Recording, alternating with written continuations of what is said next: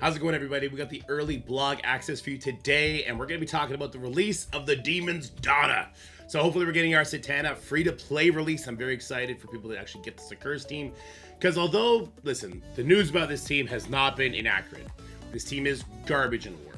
This team will probably not be really good in Sword Satellites and in other PvE modes where they don't benefit from the Crucible rules. But in Crucible, even at low stars, this team is phenomenal on the offensive side. And when you scale them all the way up, so in like 6-7 months when people have them all maxed out, they're amazing on the defensive side. So I do think this team will stand the test of time as far as Crucible goes. It'll probably be usable for the next year and a half. I'm excited for people to get their hands on it and experience that themselves. So let's go. Greetings, Commanders. Here's your battle plan for July 5th through July 11th. On the 7th, we're getting a Battle Pass. The Harbinger Week 2 earn 100 Satana Shards. So yes, we are getting here free-to-play release. New negative zone missions. Oh my good god. Okay, hold on, guys, please. You all need to erase the first 8 missions, okay? Please. Please, please, please, please, please, please, please, please, please. Erase the first 8 raid missions, okay? Spending 40 minutes a day on the negative zone when you have these leaderboard events. And I guess the next 4 nodes, the Crucible nodes, the Accursed nodes, right? They take like 2 minutes, but the first 8 Vigilante raid missions are atrocious. Please make sure you take those off before adding more. For the love of God. I think the entire community would be behind me on this one. Alright, we have the Shadow King Trials, and Satana will be added to the Intel store also. Let's make sure that no tags are coming back, please. Alright, here we go. Battleworld is back on the 8th. So people were wondering why there was no Knull Red Star event after the last Battleworld. Well, there will be one after this Battleworld event. So keep your eyes peeled on that. And we're at, I think if you have been at the cutting edge of Battleworld, you're at currently 177 shards out of 300 for that 7th Red Star. I'm going to be curious to see if they top us up. So we're going to get 100 if you do difficulty 5. I wonder if they're going to give you 23 more, so you end up with a 7 Red Star Knull after this attempt. I guess we're going to have to wait and see. Character shards in events. We got the Quasar. Yeah, his shards are continuing. Satana 100 and the Hood 25 in the Alliance event, and then Knull Battleworld. I really like how they're doing this now. So we know what kind of character shards we're going to be getting during the week. Alright, I did something bad. I opened up a menu that I don't know how to close. And we fixed it. Alright, professional streamer, everybody. Alright, the Harbinger finale. Earn 510 Quasar shards. The Harbinger is quickly winding down. Make sure you complete your quest to a 7-star Quasar by earning 510 Quasar shards during this final month. The Harbinger finale. Raise hell during week 2 and escape with 100 Satana shards and more intel. Start date will be on July 7th. We're going to be playing raid battles. Weekly objectives is clearing waves in Battleworld and play Crucible. Rewards 200 Satana character shards and intel. Okay, well, we know this is not the correct number. This is supposed to be 100, so this must just be a typo. It'll get fixed. They've never given away 200 character shards, so it's just going to be 100. Premium objectives: Blitz with Invisible Woman, MCU, Human Torch, and Thing at Gear Tier 20. Premium rewards are Accursed Diamond Orbs, so there will be a leaderboard. Oh no, this isn't the command center. So this is just kind of those, like, if you've blitzed with her, Invisible Woman, at 5, 6, 7 stars, you get some of these Accursed Diamond Orbs. Normally, not worth it at all, but just having a big Invisible Woman is definitely going to be worth it. Her, Franklin, and Reed are definitely going to change the game in all game modes, unlike Accursed. So I'm fighting off a sneeze. All right, the Hood rises. Earn the Hood shards. Team up with your alliance to snag up to 25 the Hood shards. July 7th at 2 p.m. Score points. Earn allied supplied 7 orbs. Collect unstable cells in arena. Battle in raids with Thunderbolts. The Hood character shards, Accursed Diamond Orb Fragments, and Armory 20 Orb Fragments. Okay, so they are changing the needed team here. So it's going to be Thunderbolts now instead of Vigilante. What my alliance is doing is we are making sure everybody is using, currently, their Vigilante. They will be using their Thunderbolts team on the first 2 nodes. In the Spotlight 2 raid, we're leaving the Spotlight final boss up, and people are just throwing attacks at it. They're not actually like attacking it, right? They go in, they quit out. You don't retreat, you quit. So you go in, you quit. You go in, you quit. You go in, you quit. You go in, you quit. Make sure you're not running an energy deficit. But by doing that, we got very, very close to capping out the limit for them, and it's gonna get us the first 2 premium milestones. So we will be getting a couple of those Accursed Orbs, which is cool. It's like a lot of effort for a little game. Maybe RNG, somebody hits a jackpot, gets a 3 diamond Hellrain Hood or Satana, so it's kind of worth it. So I would suggest doing that. Negative Zone, Harbinger, final missions. Okay, please, please. The final push to repel Annihilation's forces in the Negative Zone begins soon, with the introduction of the final 4 missions. All missions, including the 4 new missions, will require Harbinger trait characters. These final 4 missions will have arena abilities active, so plan ahead for the final fight. The newest Harbinger squads, Accursed and Fantastic Four MCU, are especially recommended no matter who you deploy.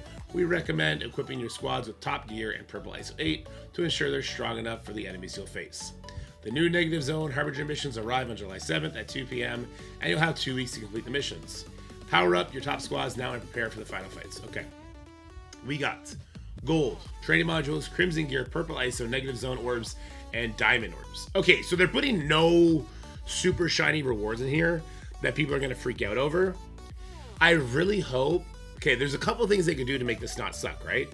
If it lasts for 2 weeks or however long, or it lasts for a week, you make it 1 run and done. No repeatable awards. Once you beat the mode, you move on with your life, right?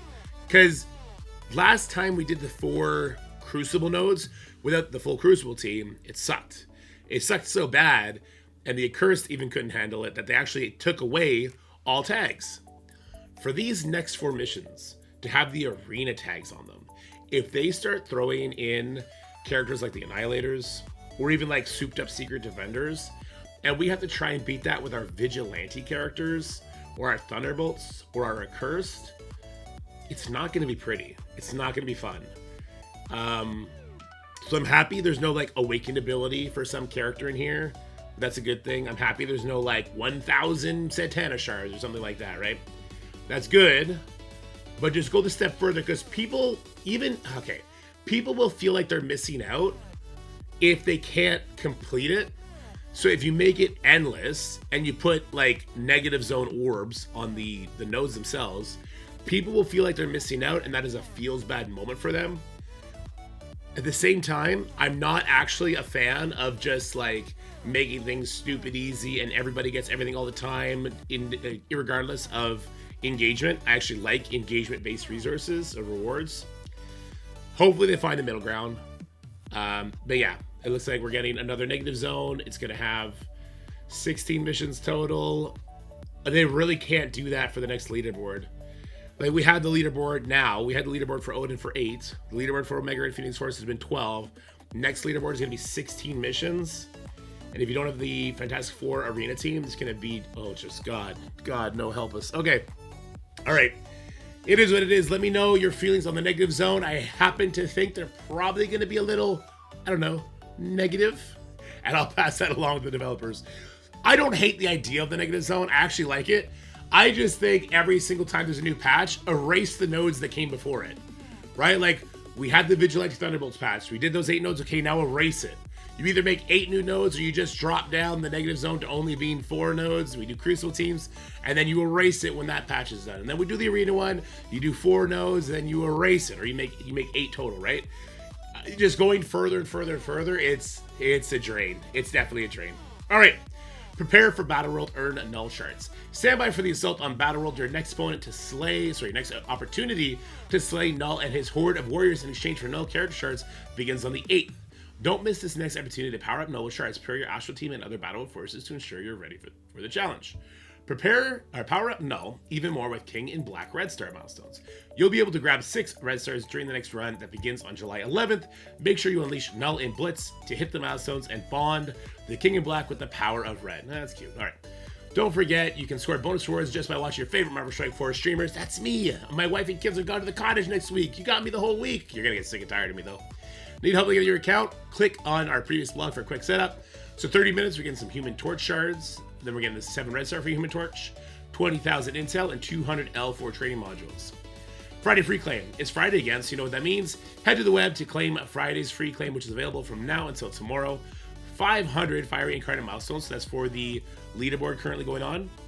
And 5 Helverine shards. Helverine is definitely the MVP of the Accursed team, so hopefully you guys are getting high stars on him. I actually used a bunch of intel to bring him all the way up. It's going to hurt me for my Fantastic Four push, but it is what it is. And make sure you grab the free claim available each day on our website to earn even more weekly rewards. Please note the information in this blog is subject to change before going live in the game. Yeah, the 200 Satana shards is not correct. It's going to be 100. Just don't get excited about that, okay?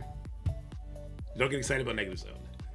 And I don't know if we should be excited about the Battleworld, because they did not mention if they were going to do a top-up so people end up at 7 yellow stars. Scope, if you're watching this, and I'm going to go give you this feedback right now.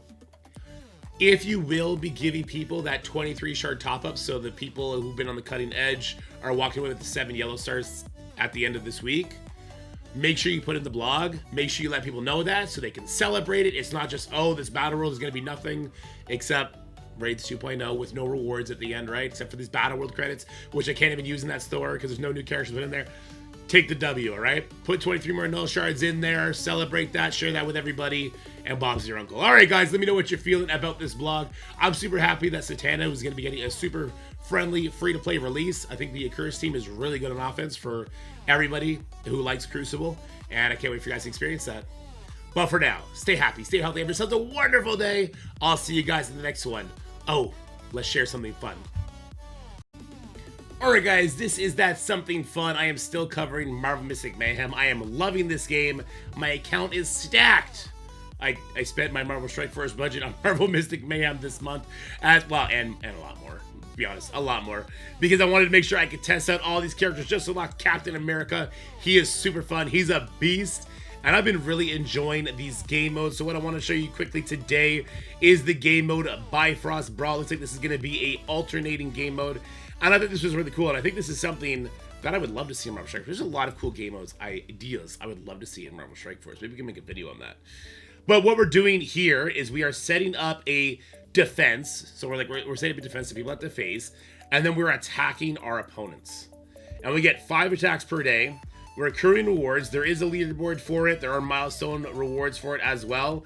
Let's get in here. Let's do a hit. We got Storm, Forge, and then probably a healer. Probably Emma, if we're going to have a Storm in here, is what I would guess. So I'm going to hit it. The gameplay here is not the gameplay when it's PvE. So when it's PvE, it plays the game for you. Sorry, when it's PvP, it plays the game for you. When it's PvE, you're in charge of everything. Wow, it's actually a Thor. Interesting. So we got 2 melee and we have no healer on the enemy team. We'll see how that goes for them. I do have a little bit of a level advantage. Captain America immediately wasted his effect. This is why I'm not a super big fan of the AI playing for the PvP here. I really hope they find a way to have it be PvE like what we have in Marvel Strike Force, right? We have War where they set a defense and then I face it PvE style. Sure, in this game, PvE would just be this insane advantage that you'd probably win all the time. Unless they put in big obstacles, they do buffs to the enemy defense and stuff like that. There's a lot they could do with this. I'm actually having a lot of fun. I think the way the game will eventually evolve is they're going to let you make a map. So instead of it just being this like flat out Coliseum, on your defense, it gives you like obstacles that you can put in place that costs a certain amount of points, and then you can like make your map and fight each other. I think that's the way the game is heading, which is super exciting. And yeah, I'm having so much fun with Marvel Mystic Mayhem. I think you will too. And I think you guys should come join me. So I do have a second channel for Marvel Mystic Mayhem. I'll leave it in the comments below. Come check it out. The game is moving very fast, and they're doing a lot of game modes. This game came out fully shipped, ready to go. I'm excited. I'm definitely wallet warring on some of these people. Can't wait to face off against the other spenders. And that's going to be great. All right, guys. Hope you enjoyed this video. Hope you come join me with Marvel Mystic Mayhem. And I'll see you guys in the next one. Bye-bye.